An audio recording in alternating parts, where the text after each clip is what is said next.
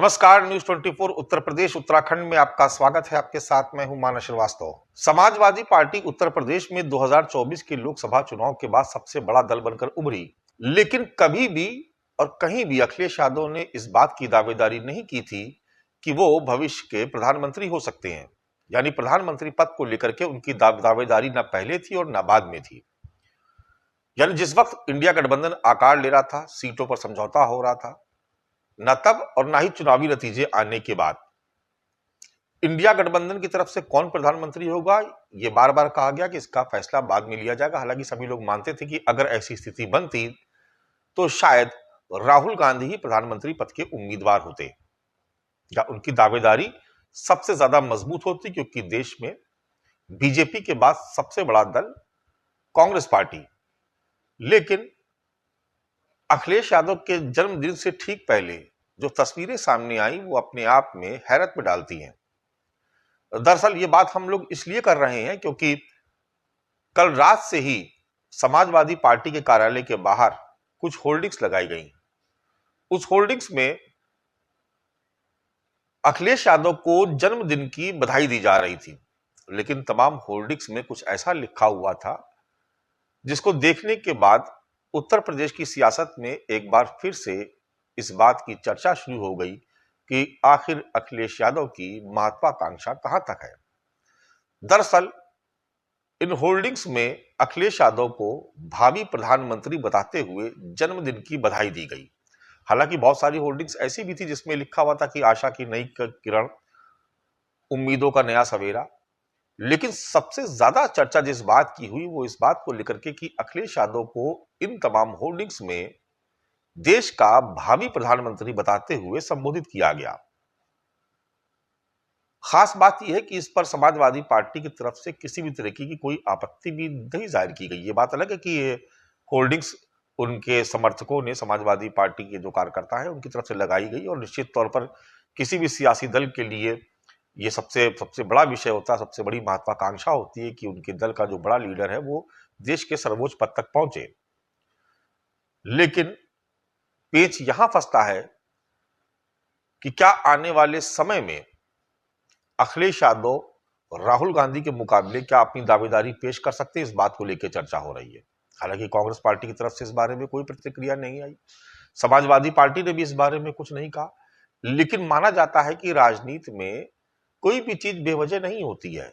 हर सियासी दल की अपनी महत्वाकांक्षा होती है। हमको वो भी दौर याद है जब 2007 में उत्तर प्रदेश में मायावती की कई दशकों के बाद पूर्ण बहुमत की सरकार बनी। यानी कई दशकों तक गठबंधन की सरकारें देखने के बाद उत्तर प्रदेश में 2007 में मायावती पूर्ण बहुमत की सरकार बना करके उत्तर प्रदेश की मुख्यमंत्री बनी। और उसके बाद जितने भी कार्यक्रम हुए बसपा सरकार में, उसमें मायावती को देश के प्रधानमंत्री के तौर पर प्रोजेक्ट किया जाने लगा। उसके पीछे एक बड़ी वजह यह भी है कि उत्तर प्रदेश सबसे बड़ा सूबा है, 80 लोकसभा सीटें, और यहीं से ही जीतने के बाद यहीं से निकल करके देश की सत्ता पर काबिज हुआ जा सकता है। इसलिए यूपी को जीतना बेहद जरूरी है। उस दौर में यह माना जा रहा था कि मायावती शायद देश की सबसे बड़ी नेता है।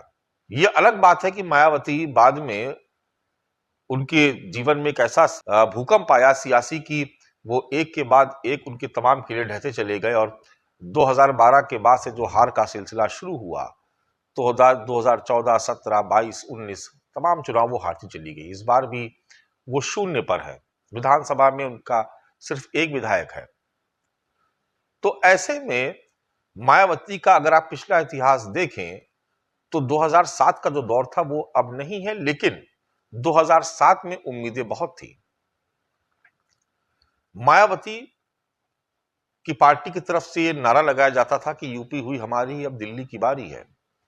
अब कुछ ऐसा ही समाजवादी पार्टी के खेमे से नजर आने लगा है। समाजवादी पार्टी के खेमे की तरफ से यह दावा किया जा रहा है कि देश के भावी प्रधानमंत्री अखिलेश यादव होंगे।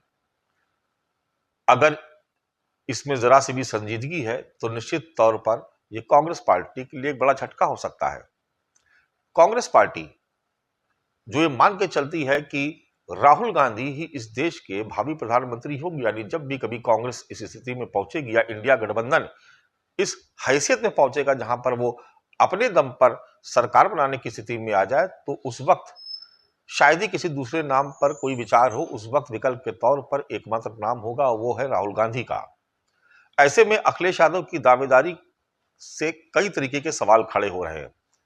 कांग्रेस पार्टी भी निश्चित तौर पर, भले ही ऊपरी तौर पर कुछ ना कहे, लेकिन वो भी इस बात को समझ रही है कि समाजवादी पार्टी उत्तर प्रदेश में सबसे बड़ा सियासी दल और देश में तीसरे नंबर का सबसे बड़ा दल बनने के बाद अपनी महत्वाकांक्षाओं को, अपने अरमानों को पंख देने की तरफ आगे बढ़ चुका है।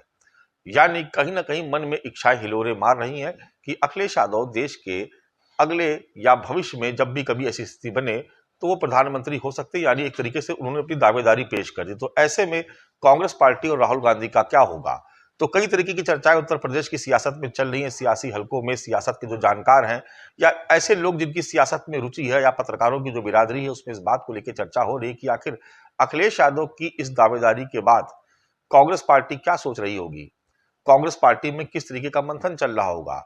क्या एक तरीके से ये दबे पाव या कहा जाए पिछले दरवाजे से अखिलेश यादव की दावेदारी को पेश करने का कोई तरीका है?